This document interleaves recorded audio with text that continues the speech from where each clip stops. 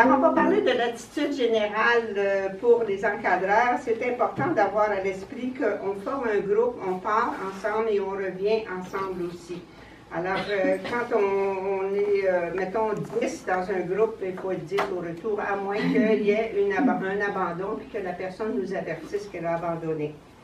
Alors, si pendant le circuit, s'il faut arrêter parce qu'il y a une personne qui se sent plus fatiguée ou pour une raison ou une autre, elle ne peut pas suivre, on s'arrête, on fait le point, puis après ça, on repart selon les conditions. On respecte tout le monde, tous les membres du groupe et puis aussi l'environnement, ça c'est bien important. Aussi, il ne faut pas se surestimer parce que la réussite d'un circuit, le plaisir qu'on a à circuler ensemble, ça dépend toujours le groupe en entier. Parce qu'il ne faut pas aussi se surestimer en ce sens qu'on va retarder les gens qui sont plus habilités ou les gens qui sont plus habilités vont peut-être créer de la pression chez les gens qui le sont moins. Alors, si un des cyclistes n'a pas le niveau du groupe, il pénalise l'ensemble et personne ne profite à fond de sa randonnée. Alors, bien choisir le groupe adapté et puis on s'adapte au groupe et non le groupe à soi-même. On va parler ensuite de la sécurité routière au Québec. On change-tu de diapo? Merci. Alors, la sécurité routière, évidemment, elle doit être respectée par tous les membres. Malheureusement, on a toujours des délinquants en tant qu'adultes. On grandit délinquants, on le reste aussi des fois. Alors, chacun est responsable de son attitude en général et de respecter les règles de sécurité. Sur la route, on circule à droite de la route dans le sens des automobiles doivent circuler.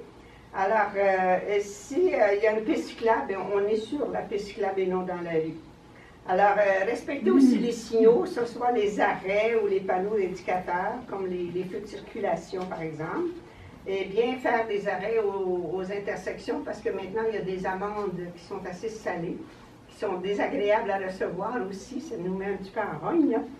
Alors, il faut faire vraiment attention à ça, parce que cette année, ils sont plus sévères. On avait posé une question, c'est même pas savoir, quand on est 10, posons à l'arrêt de l'autre, le chef de file il arrête au stop, là, on part, bien, il fait signe aux autres, OK, c'est beau, parce qu'on doit pareil arrêter ou on peut continuer. Bien, le groupe est considéré, en vélo, le groupe est considéré comme un train. Alors, quand le train passe une intersection, tous les wagons suivent. Alors, si on fait un arrêt, tous les cyclistes doivent suivre comme un train. Ça, c'est la règle générale pour la sécurité à vélo. Les automobiles, c'est différent. Mais à bicyclette, un groupe est considéré comme un train. Les wagons sont tous accrochés un à l'autre. Donc, on peut si la distance dans le groupe de vélo, des fois, elle devient trop grande, là, le véhicule va tendance, là, on arrête. Ça, c'est difficile. Il faut être prêt. Si on est prêt, justement, les véhicules, il ne faut pas de questions. Il faut rester collé. Ils respectent le... C'est la raison pour... Non, mais c'était plus au niveau de la police, ils voient et ils disent, arrête, tu n'as pas arrêté, toi. Ouais. Ça, il faudra les voir, je vais m'informer, parce qu'on n'a pas le même son de cloche partout. Je pense même les policiers ne doivent pas avoir le même son de cloche. Selon le code de sécurité routière à vélo, selon Vélo Québec, le groupe est comme un trait. Mais si la distance entre les... Il faut respecter aussi, quand on est à une intersection, il faut avoir un groupe plus serré. Alors là, on traverse de façon plus serrée. Oui, c'est une question. Ouais, non, c'est parce que pour le train, moi j'ai été au salon du vélo, puis il y avait une police qui était là. Oui. Puis il m'a dit, vous n'êtes pas attachés ensemble. Parce que son confrère, il a donné 7 billets, parce que n'avait pas fait, les autres n'avaient pas donné pas fait un arrêt. Merci pour cette information-là. On va vraiment prendre des détails en conséquence. Comment... Mais comme dans toute application du règlement, il y a toujours une part de jugement de la part de la personne qui l'applique. Alors ça, c'est... Mais il reste qu'au feu rouge, au feu de circulation, ça, c'est sûr. Ça, là, on s'arrête. Le rouge, on a des discussions. Ça, c'est formel, là. Mais même le stop, il est rouge aussi. C'est une obligation d'arrêter. Tout le monde il me semble que dans nos livres d'encadrement qu'on avait, là, pour quelques années, puis on partait, on suivait le groupe. Ça a tellement changé les règles depuis le temps. On fera le on arrête à tous les stops, là, ça sera pas intéressant. surtout quand on a un parcours en ville, ça devient... Le Mais circuit on urbain, a c'est beaucoup exigeant. de circuits, des freins, je crois. Des stops. Les circuits urbains, ça nous crée toujours des problèmes, des casse-têtes. C'est sûr qu'au feu de circulation, si la lumière est rouge, il faut arrêter. Si le groupe commence à traverser, puis parce qu'il y a une trop grosse distance ou des gens qui sont un peu plus lents à démarrer, bien, si la lumière tombe rouge, il faut qu'ils arrêtent. Ça, c'est clair. Mais à un stop, c'est peut-être un peu différent. Mais moi, je fais du bénévolat pour Vélo Québec, puis je vais les appeler. Puis je vais m'informer, puis je vais avertir André, puis on le mettra sur Facebook. Cette question-là, c'est à retenir. Tu la notes? Quand on passe un 4 stop, c'est pas pire. Mais quand on traverse, puis l'autre auto qui s'en vient de l'autre bord, il n'y a pas de stop. Je suis sûr que le train ne va pas. Ça, c'est pas pareil. Là, Non, mais quand on ne sait pas nécessairement celui qui est sixième en arrière, il s'en vient, il ne sait pas si l'autre a un stop. Le chef de file doit évaluer ça. Ouais. Lui, il faut qu'il regarde si d'abord il y a un arrêt aux quatre coins. Puis s'il n'y a pas d'arrêt aux quatre coins, il faut vraiment qu'il s'assure pour que tout le monde puisse passer en même temps. Là, exactement. Ouais. OK. Alors, bien faire les arrêts. Attendre le feu vert avant de traverser une rue, ça on le sait.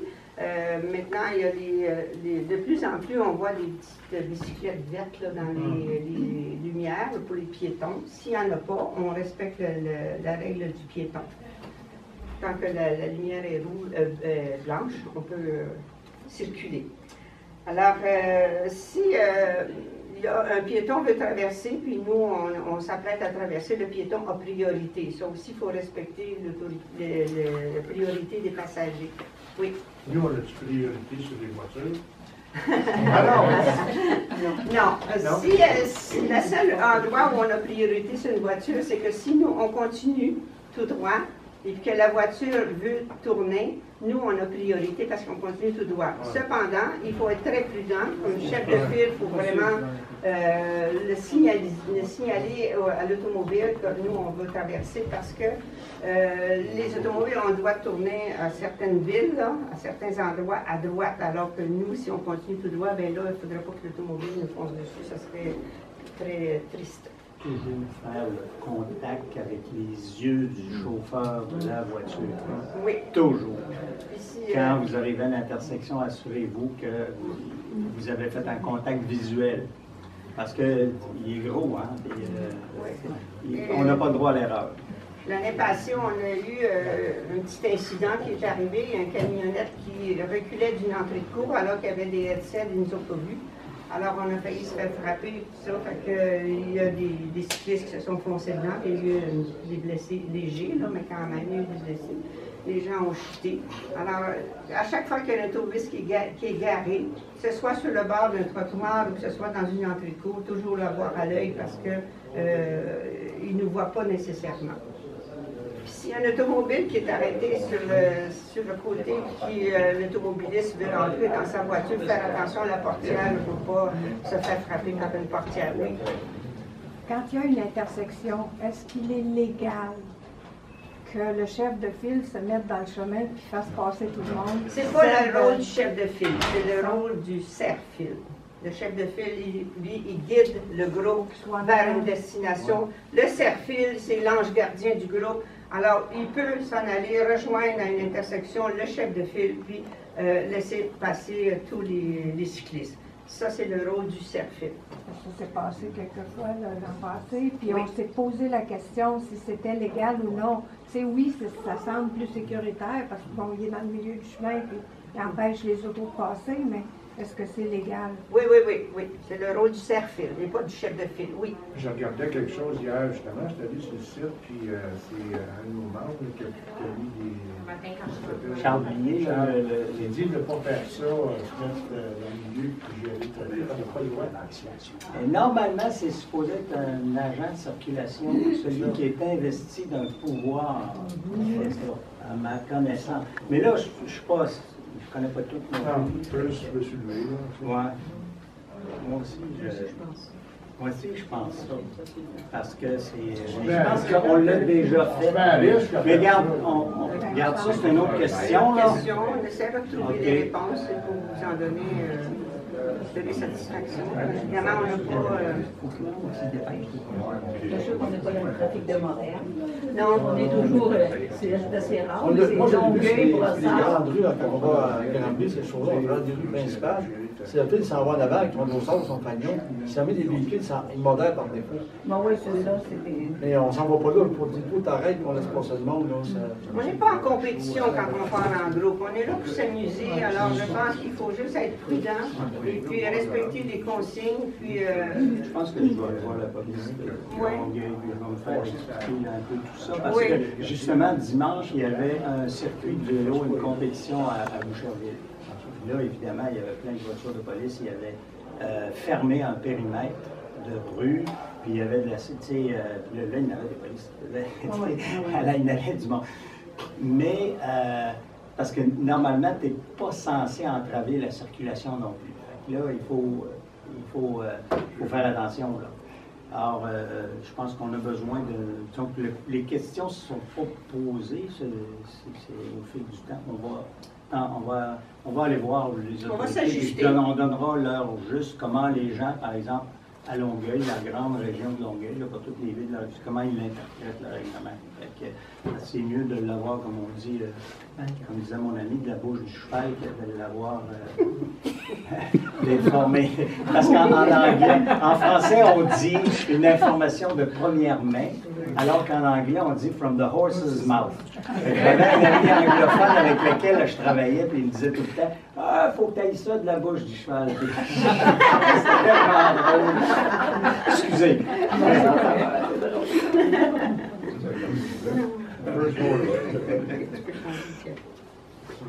Alors, ce que la loi dit, c'est qu'on doit respecter les signalisations, évidemment, les feux de circulation. Aussi, il est interdit de circuler sur les trottoirs, à moins qu'on n'ait pas d'autres alternatives. Et puis, d'avoir des écouteurs dans les oreilles. Il y en a, l'année passée, il y en a un qui fouillait après son cellulaire pour se trouver de la musique. Alors ça, vraiment, c'est interdit. Il y aura des amendes pour ces conduites-là. Alors, les amendes varient de 80 à 100 $. Et puis, je pense qu'il faut le prendre au sérieux parce que ça arrive que c'est donné aussi. Alors, au lieu de s'immobiliser à un feu rouge ou un arrêt obligatoire, effectuer un virage à droite sur un feu rouge alors que la signalisation l'interdit. Omettre de céder le passage aux usagers qui ont priorité aux intersections, comme un peu le piéton qui s'engage, alors c'est le piéton qui a priorité. Ensuite, circuler avec un ou des écouteurs, circuler en manipulant un appareil électronique ou omettre de signaler ses intentions. Ça, c'est bien important que tous les membres dans un groupe connaissent les signes appropriés pour démontrer leurs intentions. Si ce n'est pas possible de se faire comprendre physiquement, il faut le dire verbalement. Alors, il faut s'assurer aussi que notre véhicule, on peut changer, s'assurer que notre véhicule soit en parfait état de marche, surtout les freins à vérifier, puis avoir une chambre à air de rechange. Daniel va nous montrer comment faire pour réparer une crevaison tantôt. Alors, être responsable de son matériel, de ses accessoires, de son équipement aussi vestimentaire. En passant, parlant d'équipement vestimentaire, à Costco ici, à Boucherville, il y a un événement spécial pour tous les accessoires de vélo. Alors, le cuissard, c'est des Avalanche. Ce sont la meilleure compagnie. Ça ne se vend pas dans les boutiques, ça se vend seulement chez Costco. Et il y a les maillots aussi, il y a des gants, il y a des bas, il y a toutes sortes c'est jusqu'au 13 000. Ils changent à chaque 2 ou 3 semaines, là, ils changent de Costco. Moi, je suis allée hier. Mais c'est celui de Boucherville, oui, présentement, il est à Boucherville jusqu'au 13 mai. C'est intéressant parce que c'est vraiment moins cher que dans les boutiques. Moi, j'ai un cuissard que j'ai payé 64 et quelque chose, mais Daniel, lui, c'est un homme, hein? Évidemment, le portefeuille est plus haut, c'est 70 pièces. C'est une petite parenthèse. Alors, le casque, il n'est pas obligatoire pour Vélo Québec, mais pour le club, il est obligatoire. L'année dernière, il y a une personne qui est arrivée avec pas de casque, elle n'a pas été capable de rouler avec nous, c'est en allé chez elle. Alors, pour le club, le casque est obligatoire. Moi, l'année passée... On ne regarde pas personne. Non, c'était une madame. Non, c'est pas moi.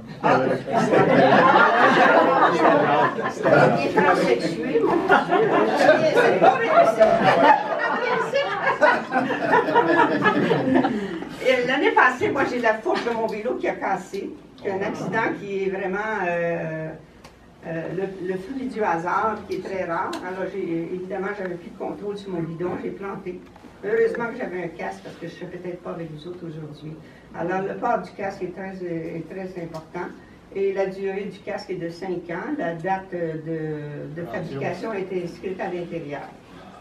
Alors, on n'est pas responsable, le club n'est pas responsable des accidents pour les gens qui ont une négligence de cet ordre-là ou qui... Oui? Non, c'est pas vrai. C'est le casque de 5 ans. C'est un peu vite. Il y a 6 ans. C'est ce qui est. Et puis ça, c'est votre responsabilité. Et puis, moi, je dis ce qui est écrit. Alors, ça ne veut pas dire que je fais la même chose aussi. Alors, pour répondre à ça, je sais qu'il y a des plastiques ou des matériaux là, isolants dont, si on veut, l'espérance de vie, c'est pas 25 ans. Non. Alors ça se détériore, puis il y a une détérioration dans le temps. Maintenant, c'est une courbe qui descend, je ne sais pas comment, puis à un moment donné, il y a un point de coupure, puis on décide que c'est dans 99% des cas, on aura une protection suffisante pour absorber tel niveau de coût. Alors c'est comme ça qu'on définit la durée d'utilisation d'un produit. Et comme dit Julien, c'est sûr que si vous l'avez mis 3 fois par année, je suis pas mal certain que le temps fait son travail, mais ça doit être moins d'usage que quand vous l'avez sur la tête conçu. Alors, mais ça, c'est une question, comme dit, là, c'est une question de jugement, c'est à vous de juger. Ce qu'on fait, c'est qu'on donne de l'information, et les gens, l'utilisent selon... C'est souvent le matériau qui sèche. C'est comme les sièges de bébé, tu sais, s'ils ont l'air beaux, au bout de 10 ans, il faut que tu t'en débarrasses. Tu sais, c'est des choses comme ça. Ouais, c'est des normes de sécurité exactement. mis par les Sécuritaire, c'est amoindri, évidemment. C'est à vos risques. C'est en plus que vous voulez. Je n'irai pas vérifier la date dans votre casque, ça vous appartient. Puis, OK, on peut changer. La façon de positionner un casque sur la tête. Alors, évidemment, la bonne manière, l'année passée, j'étais bénévole pour les premiers soins à Laval, puis il y avait une dame qui, avec son enfant, elle avait le casque comme ça. J'ai dit, madame, votre casque n'est pas sécuritaire. Elle a dit, moi, je cherche mon enfant. J'ai dit, tu sais, dans le fond, ça relève de sa responsabilité, mais nous, on a le devoir d'avertir si le casque n'est pas positionné de la bonne manière. Maintenant, les vélos, moi j'ai mis ça pour qu'on puisse comprendre un petit peu le langage, les moyeux, les jantes, les rayons, les haubans, etc., la selle, le guidon, etc. Alors qu'on peut passer à l'autre, c'est juste une information. Ce sont les principales pièces qui composent un vélo. Alors, il y a des bandes réfléchissantes qui sont obligatoires selon la nouvelle réglementation du Code de sécurité à vélo, selon Vélo Québec. Alors, évidemment, ça va aussi, là c'est encore votre jugement, mais il y a des amendes qui sont prévues si on ne répond pas à ces exigences-là.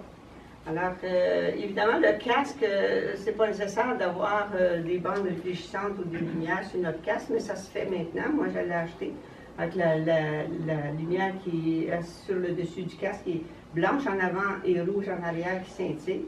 Alors, c'est quand même pas trop dispendieux, c'est intéressant parce que en arrière, des fois, on a notre porte-bagages qui cache un petit peu la lumière. On doit avoir le réflecteur en arrière du vélo. Alors ça peut être une façon. Mais en avant, on demande d'avoir une lumière aussi qui éclaire et qui scintille. S'il y a un accident, par exemple, on n'a plus de fanion. Alors ces lumières-là peuvent servir pour indiquer qu'on a une personne qui est blessée. Est-ce que c'est en groupe comme ça? Est-ce que tout le monde devrait allumer leur lumière? Mais c'est le chef de file? C'est toujours à votre bon jugement. Parce que des fois, on est sur des pistes cyclables, c'est peut-être pas nécessaire, mais des fois, on se promène dans les rues. Alors là, ça devient peut-être plus important pour être plus visible possible. Parce que les accidents, ça arrive vite. C'est pas toujours le fun. C'est plus le réflecteur qui est obligatoire que la lumière. Le réflecteur, il ne flash pas des lumières, on rit dessus. La lumière, Parce que le réflecteur en avant, là, qui doit être blanc, en arrière il est rouge. Puis on demande d'avoir aussi des petits trucs là, dans les rayons. Sinon, on peut, autour de la roue, mettre des bandes réfléchissantes. Les gens qui ont des souliers à clip, là, ben, ils n'ont pas sur les pédales, ils ne peuvent pas avoir de bandes réfléchissantes, alors ils le mettent sur le talon. C'est tous des petits trucs comme ça là, qui sont intéressants. Est-ce que c'est bon seulement pour ceux qui font du vélo de soir, ces bandes-là, mais c'est même de jour, ils peuvent t'arrêter si tu les as pas? Selon Vélo Québec, selon les nouvelles règles, on devrait être équipé de bandes en tout temps. Oui. Il y a des bleus qui ont des bandes réfléchissantes d'un côté, ça remplace ce qu'il y a dans les roues. Oui. Mais quelqu'un qui a une lumière ou quelque chose, ce qu'ils veulent, c'est qu'on ait une visibilité. Ils ne donneront pas l'étiquette. Si quelqu'un a une lumière en arrière qui flaque n'importe, s'il manque de quoi après les pédales ou n'importe, je ne pense pas qu'ils vont vous harceler. Il y en a qui n'ont rien pour se faire repérer. C'est ça qu'ils veulent. C'est ça qu'ils veulent. On pourrait demander aux policiers aussi, André, parce que c'est que Daniel a dit, s'il n'y a pas de réflecteur, mais c'est quoi les réflecteurs qu'on est obligé d'avoir pour le vélo? Moi, je vous donne les règles générales que j'ai lues sur les nouvelles réglementations de Vélo Québec. Mais évidemment, les policiers qui se promènent sur les pistes cyclables, on n'en voit pas beaucoup. C'est souvent des cadets. Eux autres vont donner un avertissement, mais ne peuvent pas donner d'amende sur les pistes cyclables. Dans les rues, c'est différent. Dans les rues, oui, madame. Il y a 2 ans, mon fils était sur une piste cyclable à Longueuil, il s'est fait arrêter. Le policier a donné une contravention, 25 $. Il n'y avait pas de réflecteur dans les roues, il n'y avait pas rien. Puis il dit, je te sers un avertissement parce que c'est 25 $ par pièce qui manque. Oh mon Dieu! À la Mecque, ils vendent des espèces de petits paquets avec des bandes réfléchissantes. Moi, j'en ai acheté l'année dernière, j'en ai mis sur mes roues. Alors, quand on a les bandes réfléchissantes sur notre roue, on n'est pas obligé de voir les trucs là, dans les lumières. Alors, ça, c'est. Je pense que ça coûte tellement pas cher, là. Je pense qu'on n'a pas de risque à prendre, puis c'est sécuritaire en même temps. Puis, non, mais des hôtels, c'est dans les rayons, là, c'est comme un collant réfléchissant qui colle tout simplement. C'est mince. Parce que la lumière en plastique, tu mets dedans, on va sauter tout. Mais c'est plus. Les lumières, c'est dans la roue. Le réflecteur dans la roue, là, c'est plus ça maintenant. C'est comme un genre de collant qui a collé d'un bord à l'autre, qui est réflecteur, qui est mince comme une feuille de papier. Absolument. Alors, le feu clignotant, je pense que l'endroit où il est le plus efficace, c'est sur le casque, parce que c'est un point haut. Et les voitures sont de loin, donc ça leur permet de bien voir. Comme disait Luce, quand on le met derrière la sacoche, là, puis qui est bas, et qu'on est plusieurs en file, c'est moins bien visible. Le serre-fil est visible, puis le chef de file. Moi, je sais quand je suis chef de file, je mets toujours ma lampe blanche clignotante à l'avant. OK. Et puis, si je suis serre-fil, je veille à ce que la clignotante rouge arrière soit toujours là aussi, parce que c'est visible. Alors, faut vraiment qu'on soit visible. Et justement, le but de tout ça, c'est d'être visible en tout temps. Okay. On peut changer. Alors ça, tu l'as expliqué. C'est ça, c'est plus ça. C'est beau. Oui. Alors, prendre garde aussi au virage à droite. Le cycliste qui continue tout droit a priorité sur les véhicules qui tournent à droite. Mais ça, il faut faire bien attention et assurer notre sécurité à cet effet-là. Si un automobiliste est stationné, faites attention à la portière, évidemment. Puis être équipé d'un rétroviseur, surtout pour, pas tout le monde, mais surtout les chefs de file et les serre-file. Parce qu'il faut avoir une vue sur tout l'ensemble en tant que chef de file. Puis en tant que serre-file, il faut avoir une vue sur les gens qui s'en viennent en arrière pour avertir le groupe. Par exemple, bicyclette, vélo à gauche, parce qu'il y a un vélo en arrière. Mais un vélo qui s'en vient en avant, c'est pas nécessaire de le dire parce qu'on le voit tout. Il s'en vient en avant. T'sais. Et si on traverse une rue puis il y a un automobiliste en arrière, ben il faut vraiment avertir aussi auto arrière à gauche. Alors, il faut être visible en tout temps. Excuse-moi, Luce. Oui. Le premier picot qui disait de prendre garde, si nous, on continue tout droit, puis qu'il y a une intersection, le véhicule tourne à droite, comment, concrètement, on indique?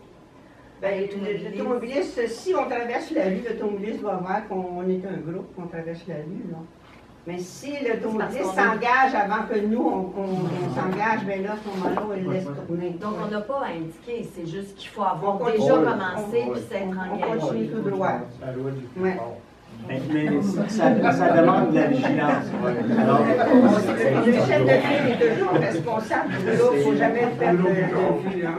le chef de file, il doit être vigilant là-dessus. Il faut d'abord regarder qu'est-ce qu'il y a autour de nous, évidemment, il faut savoir la direction où est-ce qu'on se dirige, mais aussi prendre vraiment le temps de bien voir les voitures et de s'assurer. Il faut ralentir, puis à ce moment-là, on indique qu'on va ralentir pour que le groupe ralentisse s'il y a à négocier des passages un peu plus délicats. On n'a pas le choix, on part d'un parc où il y a un stationnement. La plupart du temps, on est obligé de faire un petit peu un bout sur les rues ou les routes, une route, faire un petit bout pour rejoindre une piste. On n'est pas toujours sur une belle piste là, qui est comme celle qu'on a sur le bord du fleuve à Boucherville. Là, on est en porte-à-faux sur le fleuve et tout va bien.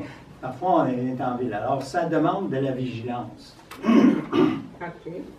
Alors, en cas d'accident, alors comment se comporter? C'est bien important d'assurer la sécurité de tous les membres de notre petit groupe là, dont on a la responsabilité.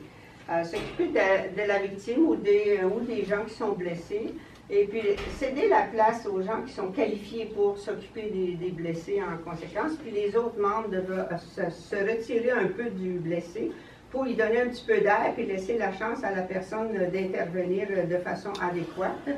Et assurer aussi la sécurité de tout le groupe, puis éviter aussi que les gens qui s'en viennent, faire en sorte qu'ils sachent qu'il y a un blessé pour éviter qu'il y ait d'autres collisions là, ou d'autres accidents. Alors, si c'est nécessaire aussi, on confie à un membre du groupe d'appeler le 911. Moi, j'ai suggéré que le chef de file ou le serre-file ait en leur possession les numéros de téléphone en cas d'urgence, parce que s'il arrive un accident, le blessé n'est pas nécessairement en mesure de nous donner un numéro de téléphone d'une personne à contacter. Et puis aussi, ça nous permet de communiquer avec la famille pour leur dire à quel hôpital le blessé s'en va. Et c'est avec une fois qu'on a été obligé d'appeler l'ambulance pour une personne qui a frappé un petit poteau. Alors, il y avait une de ses amies qui était là, qui parlait sans arrêt, puis ça, puis à un moment donné, moi, je lui ai dit, écoute, tu vas te taire, puis tu vas t'éloigner, parce qu'elle a blessé, puis moi, je vais m'en occuper. Fait qu'elle dit, c'est mon amie, j'ai dit, ça n'a pas d'importance, tu t'éloignes. Alors, ça, c'est important de prendre en charge le blessé, puis de se faire entendre aussi, puis c'est pas le temps de faire du bruit, puis d'essayer de... Il ne faut pas non plus mobiliser, déplacer la personne qui est blessée. Ça aussi, c'est bien important. OK? Alors, si on a un accident avec un automobile, ça ne s'est pas encore produit, mais ça peut toujours arriver, on ne sait jamais. Alors, ce qui est important, c'est de prendre le numéro de plaque de l'automobiliste. Parce que si on appelle la police, il faut leur dire que la personne est blessée, sinon les policiers ne vont pas se déplacer. Alors, s'occuper aussi de prendre en note le nom des témoins qui sont présents. Et puis, c'est ça. S'il y a des dommages à votre vélo, c'est le Régie d'assurance automobile du Québec qu'il faut réclamer si vous êtes trop blessé pour aller au travail ou quelque chose comme ça. Mais si vous n'avez pas respecté le code de sortie exploratoire-là, pour prendre connaissance du trajet, du parcours, puis être conscient aussi que dans un parcours, c'est jamais parfait. Il peut y avoir des réparations de route, comme là, le pont Champlain, on ne peut pas passer en dessous, on est obligé de faire un détour par Brossard, puis il y a des places où c'est pas facile parce que ça tourne carré, etc. Puis d'autres endroits où ils sont après faire de l'asphalte sur une piste cyclable, bien là, il faut faire attention pour pas l'asphalte soit trop fraîche non plus, parce que ça peut être dangereux. Fait que, c'est ça. Bon, toujours avoir... regarder devant soi, là, pas, c'est sûr qu'on aime observer parce qu'on ne roule pas à toute vitesse, mais quand on est responsable d'un groupe, là, c'est important de regarder devant soi pour être sûr qu'il n'y aura pas des trous ou des obstacles quelconques et d'avertir quand il y a un obstacle. Okay. Puis aussi, quand on décide d'arrêter, ce qui est très important aussi, de prendre conscience qu'en arrière, le groupe ne se pas arrêter brusquement, parce que l'année passée, c'est arrivé, il y a une dame qui a foncé sur un autre parce que le chef de file a arrêté brusquement, elle s'est blessée. Alors, à chaque année, je suis obligée d'intervenir pour des petits pansements. C'est jamais grave. C'est arrivé une fois que la personne est allée à l'hôpital parce qu'il y a eu des fractures suite à une chute, mais ça, c'est important pour éviter qu'il y ait des blessures ou des déceptions de cet ordre-là. C'est autant que possible, toujours indiquer vos intentions à l'avance. Et faire, évidemment, des fois, il faut arrêter. C'est sûr que s'il y a une marmotte qui vous passe dans la face, c'est aussi bien d'arrêter. Mais en règle générale, c'est important d'indiquer son intention puis de le faire de façon graduelle. Autant que faire se peut. S'assurer aussi que tout le groupe, si on traverse une rue puis les gens décident d'arrêter, passer la rue, s'assurer que le groupe en arrière a traversé la rue aussi, pour pas qu'on aille foncer devant les gens d'en avant qui ont décidé d'arrêter. Ça va pour ça? La distance entre vélos aussi, tu marquais. La distance entre vélos, ben, on doit toujours établir l'espace d'une roue au moins d'un vélo à l'autre, entre chaque vélo. Il y avait mieux un vélo complet. C'est sécuritaire. C'est sûr que quand tu roules dans une roue, tu as l'effet du vent, c'est plus facile à pédaler, mais ça prend une mesure de comptabilité d'un mouvement à groupe professionnel parce que ça roule quand c'est cassé. On a des réflexes aussi. Ça dépend de la vitesse. Jusqu'à 2 mètres, un vélo, au moins un vélo et demi, c'est pas pire. Quand on a 4-5 vélos en arrière, c'est un vélo. La distance d'un vélo à peu près, là, en chaque ça donne le temps de freiner, puis encore, c'est proche un vélo, c'est pas... Non, ça dépend. Quand on est sur une piste et qu'on roule, comme par exemple quand on va à Granby, à Masca, on roule facilement à 20, puis quand on descend avec la gravité, on roule peut-être 22. Alors plus on va vite, c'est comme avec la voiture. La distance à respecter entre la voiture qui nous précède, elle doit être plus grande si la vitesse à laquelle on roule est plus grande. Et quand on est pris sur le port Jean-Cartier le matin, on est proche. Et alors, c'est un peu la même chose en vélo. Parce que dans les livres, ils parlent entre 50 cm puis 1 mètre, c'est pas beaucoup. C'est ça, là. Le vélo de Bessic, c'est pas long. C'est long. Le Tour de France, ça va, là. Mais quand tu prends une fouille. Oui, c'est ça. Tout le monde peut le mettre. Si les gens arrêtent brusquement, l'espace d'une roue, c'est trop proche. Donc, il faut toujours le jugement, toujours là. Hein. Maintenant, je vais vous parler des signes. Les seuls signes qui sont acceptés par Vélo Québec, ce sont ceux-là. Alors, quand on tourne à gauche, on a le bras étendu à gauche. Et ceux qui ont trop de misère et qui ne sont pas capables de laisser les deux guidons doivent le dire aussi verbalement, à gauche. Okay? Si on tourne à droite, ça peut être soit ce signe-là ou celui-là. Les deux signes sont acceptés. Alors, si la personne ne peut pas lâcher les guidons, elle doit le dire aussi verbalement. Si on a un arrêt, on met la main comme ça pour indiquer qu'il y a un arrêt. Quand il y a un trou, on pointe le doigt pour indiquer qu'il y a un trou. Ça, c'est important aussi, puis de le dire aussi. Quand il y a une barrière, on n'a plus l'habitude dans le club de dire barrière, et puis souvent on est obligé d'arrêter parce que la barrière est trop serrée là, pour qu'on puisse passer de façon sécuritaire. Ça, c'est important aussi. Mais tous les autres signes relèvent de la fantaisie des cyclistes.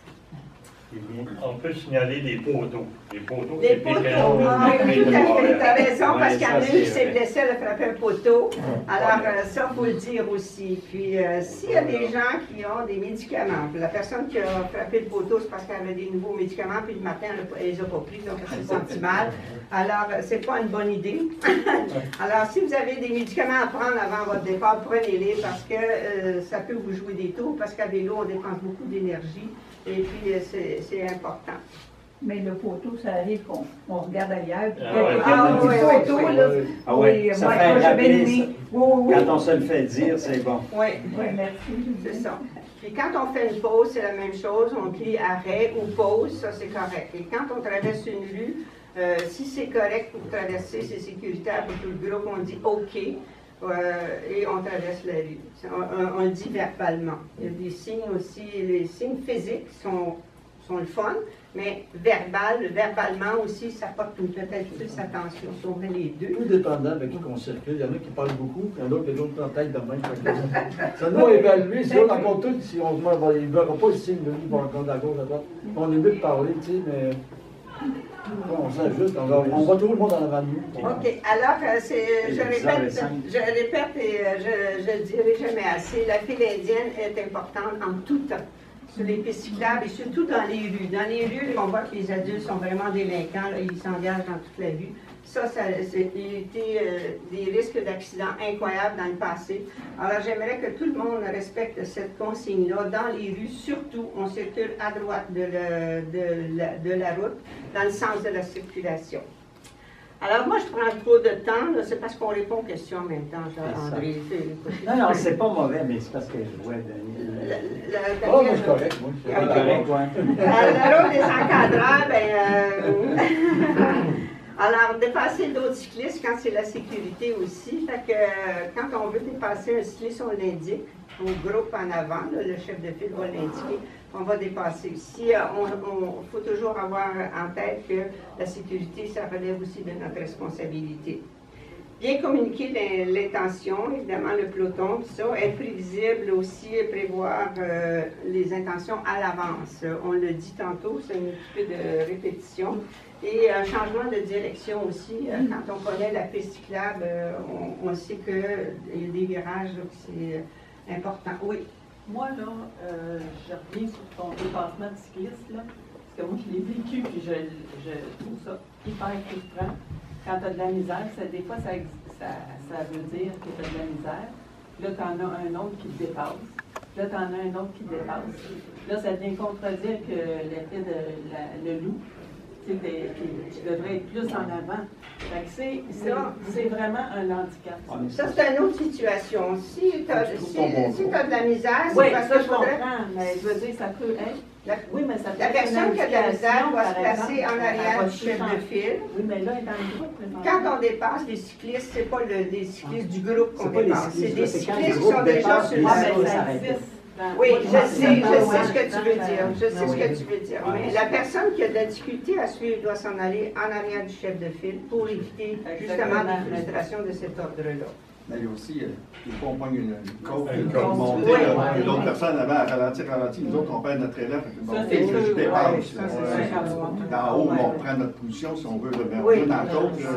ne me mettrai pas à rouler à 5 km, c'est quand Non, j'ai non, l'air d'aller de Tu as 18. tout à fait raison, c'est ça. C'est toujours le jugement est toujours sa place dans tout ça, évidemment. Il ne faut pas offenser personne dans un groupe. C'est important. Mais il y a des situations où on ne peut pas faire autrement. Moi aussi, c'est arrivé que j'ai dépassé quelqu'un qui était dans une course qui avait trop de misère, mais moi, je ne voulais pas perdre mon élan, sinon je serais fait une chute. Ma sécurité aussi, elle est importante. Alors, c'est important. Alors, veiller à la sécurité du groupe, l'autre diapo. S'assurer que tous aient un accompagnement sécuritaire, regarder le groupe uni, ça c'est bien important, mais des situations plus conflictuelles où on ne peut pas faire autrement. Effectuer une inspection sommaire de la mécanique de vélo avant le départ. Ça, on va passer tout de suite à l'autre parce que là, je me répète un petit peu. Alors, le chef de file, alors, lui, il fait preuve de leadership. Ça, c'est le leader du groupe. C'est lui qui établit les consignes, qui donne les règles au départ, etc. Et favoriser l'entraide aussi, faire confiance aussi aux participants. Connaître le parcours et savoir lire une cartographie cycliste. Les sorties exploratoires sont là pour nous éclairer quand on est chef de file ou serre-file, de connaître le parcours correctement. Guider le groupe de façon sécuritaire. Mais il y a aussi la carte du parcours. À chaque fois, sur l'avis de l'événement qu'on crée, on prend soin de mettre le lien qui nous donne accès à la carte du parcours. Julien a travaillé, nous a mis toutes nos cartes de parcours sur la plateforme Redwood GPS. Et là, tu sais, ça prend 5 minutes pour le regarder et vous voyez le parcours. C'est important que vous l'ayez en tête. C'est important que vous sachiez par où on va passer. Et donc ça, c'est une préparation qui demande 5 à 10 minutes, là, ça dépend, là, mais qui, quand même, est très utile. À ce niveau-là, en utilisant la carte, n'hésitez pas à utiliser le petit bonhomme. Parce que des fois, on a besoin d'un repère dans notre parcours. Tu sais, c'est tel garage, à tel garage, il faut que je tourne à droite ou à tel garage comme à gauche. quand on la regarde sur le dessus, la carte, on ne voit pas. Mais avec le bonhomme, on s'en va à l'intersection. Ah, OK, c'est à tel endroit. C'est des points de Parce qu'on référence. fait autour du point de vue. Le bonhomme est bien. C'est une application pour un téléphone cellulaire. Téléphone, ordinateur, tablette, c'est universel. Ça fonctionne sur tout. Mais tu sais, quand tu dis, n'hésitez pas à mettre un petit bonhomme, c'est quand tu regardes ta carte, après ça, tu l'imprimes. Ben, tu peux l'imprimer ou tu peux tout simplement la regarder. C'est parce que c'est une carte qui fonctionne avec Google Maps. Okay. Et alors, c'est jumelé. Alors, quand tu cliques à un point, comme dit Julien, il y a le petit bonhomme. Tu le déplaces à un point et à ce moment-là, ça te donne une photo 3D d'une intersection. Puis là, vous avez déjà manœuvré, là. On peut tourner à gauche, tourner à droite, on peut voir un peu ce qu'il y en a. Mais ce qui implique que tu pars avec ton téléphone ou avec ta tablette. Non, mais tu peux faire ça à la maison avant de partir. Mais tu peux l'avoir sur ton téléphone, oui. Sauf qu'il y a des contraventions si on consulte. Oui, mais là, quand on roule, on ne fait pas ça. On ne roule pas avec le cellulaire dans les mains ou le cellulaire sur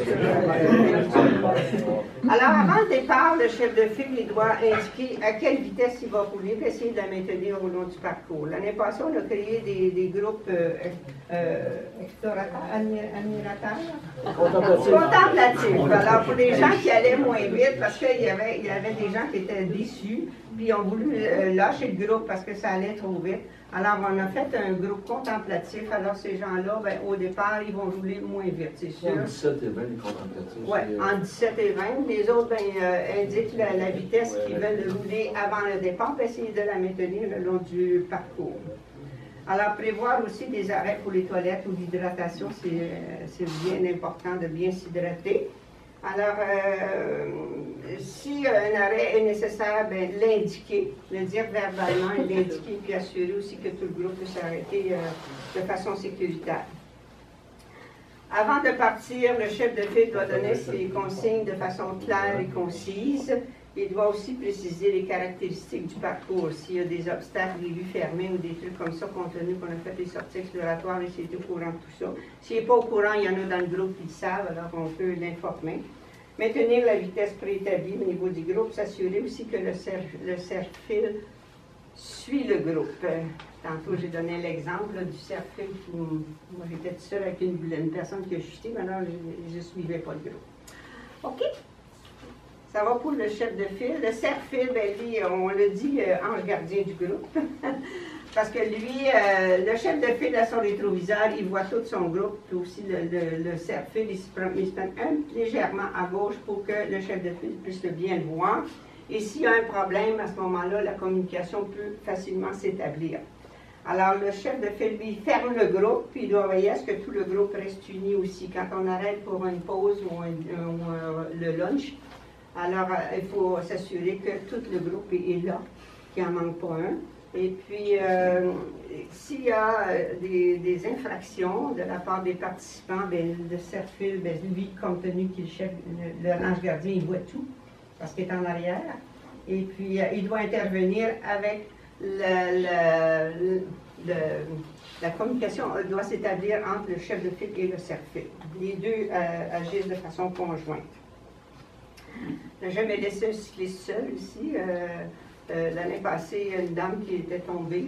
Elle a dit « Ah, vas-y, vas-y. » J'ai dit « Non, il n'y a pas question que tu restes toute seule. » Fait que il faut toujours s'assurer qu'on a la responsabilité d'un groupe aussi. Ensuite, l'encadreur officiel commence à chaque randonnée au point de départ, puis il termine au même point indiqué sur le calendrier. Il doit s'assurer aussi que tous les membres du groupe sont présents lors des départs et des arrêts. Et lors d'une traversée de certaines intersections, il doit rejoindre le chef de file. Tantôt, on va s'informer si c'est légal ou pas de le faire. On va aller rejoindre le chef de file pour assurer que le groupe puisse bien traverser. Est-ce qu'il y a des questions? Oui. Je voudrais juste ajouter de quoi concernant le cerf-fil, parce que j'ai vécu l'expérience l'année passée. C'est si le cerf-fil dit un message, il faut que chaque personne le transmette jusqu'à temps que ça se rende. Excellente intervention. Je te félicite, je te remercie de me le rappeler, j'ai oublié de le dire. Alors, c'est sûr que le cerf-fil, s'il y a une problématique quelconque, doit transmettre le message au chef de file. C'est de un à l'autre de chacun des membres du groupe que le message doit se rendre jusqu'en avant. Et être sûr que ça se rend jusqu'en avant aussi.